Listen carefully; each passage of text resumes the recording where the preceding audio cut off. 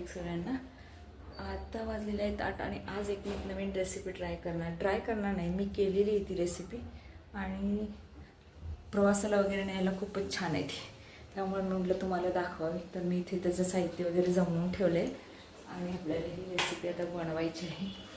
तर हार्डली 10 मिनटाचं काम आहे आणि खूप कमी साहित्य आणि खूप टेस्टी, म्हणजे एकदम तुम्हाला आवडेल. नक्की ट्राय करून बघा. तर त्याला सातारी महाद्या असं म्हणतात, म्हणजे ते शेंगदाण्यापासून बनवणार आहे आपण. शेंगदाण्याचं पिठलं कोण म्हणतात की महाद्या, कारण ते इतकं चटपटीत आहे. लाल तिखटामध्ये बनवणार आहे आपण. त्याला मिरची वापरायची नाही. कमीत कमी 2-3 दिवस तरी आरामात ओपन असं टिकणार आहे ते. म्हणजे असंही जरी बनवून ठेवलं तरी. शेंगदाण्याची चटणी नव्हे बरं का ती. मी म्हणाल हे काय, हे शेंगदाण्याची चटणी आहे. शेंगदाण्याची चटणी नव्हे, तर ते शेंगदाण्याचं पिठलं किंवा त्याला महाद्या म्हणतात. इतका छान पदार्थ आहे तो. मला तर आवडला, कारण आम्ही मध्ये प्रवासाला गेलो तेव्हा नेला होता. तर तो 2 दिवस मस्त छान टिकलेला आणि टेस्ट पण इतकी छान राहिली होती त्याची. तर आपण बघूया. इथे आपल्याला मी साहित्य जमवून ठेवले. फक्त 2च मेन साहित्य लागणार. बाकी सगळे आपल्याला मसाल्याच्या डब्यात जे पण आहे उपलब्ध तेवढ्या साहित्यामध्ये काही विशेष त्याला जिन्नस लागणार नाहीत. आणि 2 साहित्यामध्ये झटपट, तुमच्याकडे भाजीला नसेल किंवा एक सेकंड भाजी म्हणून ऑप्शन हा खूपच छान आहे. तर तुम्ही नक्की ट्राय करून बघा. शेंगदाण्याचं कूट आणि कांदा या 2च गोष्टी मेन इन्ग्रेडियंट आहेत त्याच्यामध्ये. तर ते आपण वापरून आपण हा महाद्या बनवणार आहे. चला तर बनवूया. माझ्याकडे वेळ फार कमी आहे. आता 8 वाजून 10 मिनटं झाली. फक्त 10 मिनटात तुम्हाला मी रेसिपी दाखवणार आहे. तर चला बघूया. आपण पहिल्या रेसिपीला सुरुवात करूया. हे आहे आमचं मनी प्लांट. कसं आहे बघा, छान वाटतंय. आणि इकडे ठेवली आहे कढई. तर ही कढई आहे माझ्या लग्नातली. छान आहे ना राऊंड. याला फक्त कान पाहिजे होते. तर आपण यामध्ये बनवणार आहे महाद्या. चला सुरुवात करूया आपण. तर गॅस लावते पहिला. आणि त्यासाठी घेतलेलं आहे मी फक्त शेंगदाण्याचं कूट आणि कांदा आणि नेहमीच फोडणीचं साहित्य वापरणार आहे आपण. तर सुरुवात करूया. आता कढई तापलेली आहे आणि याच्यामध्ये आपल्याला टाकायचं आहे तेल जरा भरपूर वापरायचं आहे. म्हणजे हा 1.5 चमचा तेल टाकणार आहे मी. कांदा आपल्याला तेलात छान भाजून घ्यायचा. फोडणीप्रमाणे फोडणी करायची. हे बघा, आपण नेहमीच्या फोडणीला कसं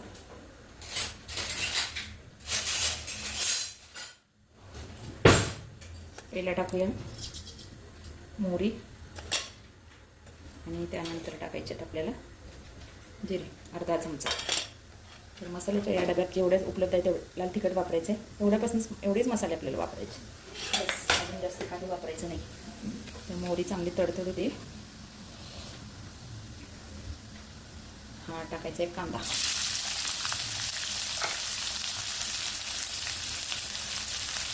मी खूप दिवस झाले ट्राय करायचा प्रयत्न करते. मला रेसिपी आपल्यासोबत शेअर करायची होती. तर म्हणलं तर आज किती उशीर झाला तरी आपल्याला ही रेसिपी करायची आहे.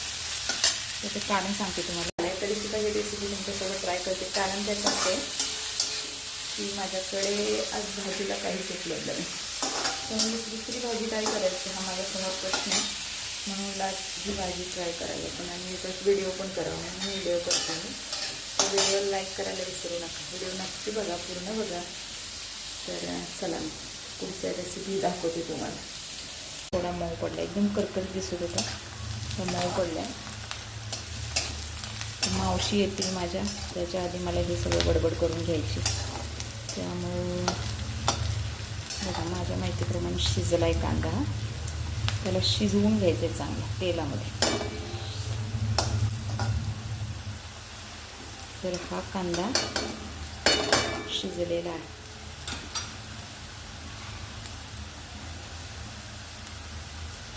आणि आता आपल्याला याच्यामध्ये टाकायचे 1 चमचा हळद, हे लाल तिखट आणि ही आहे धने पावडर,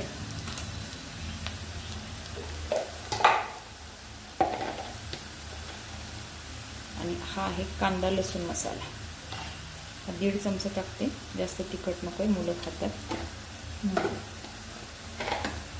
तर हे असं परतून घ्यायचं छान. कसा कलर आलाय बघा, मस्त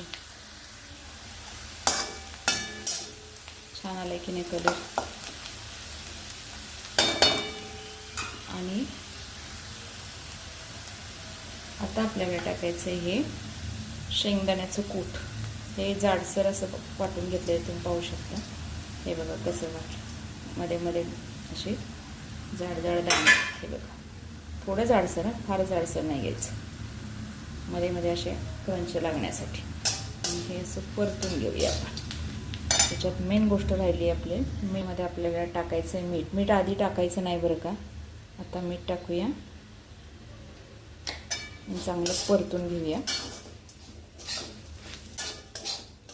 तुम्हाला तेल जेवढं हवं तेवढं तुम्ही टाकू शकता.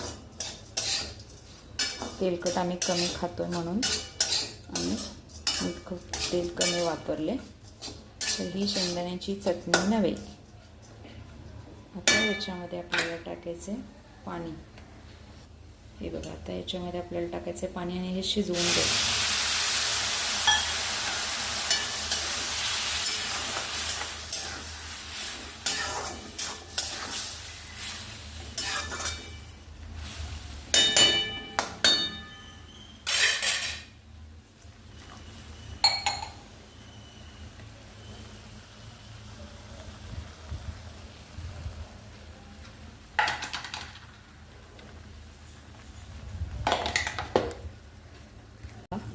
शिजलेला आहे आपला भाज्या.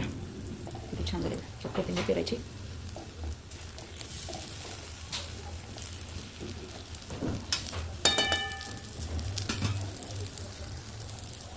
आपलं तयार झालेलं आहे माझ्या. तुम्ही नक्की रेसिपी ट्राय करून बघा.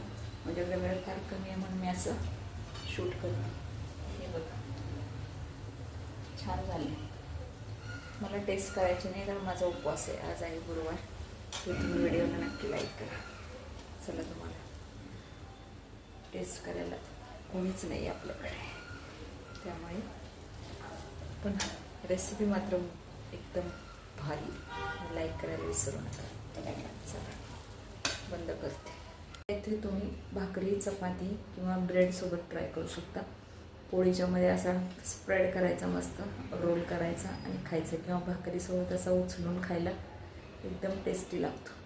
तर ही रेसिपी तुम्ही नक्की ट्राय करून बघा आणि कशी झाली ते मला कमेंटमध्ये सांगायला विसरू नका. चला व्हिडिओला लाईक करा. Bye bye. परत भेटू अशा नवीन छानशा रेसिपीसोबत.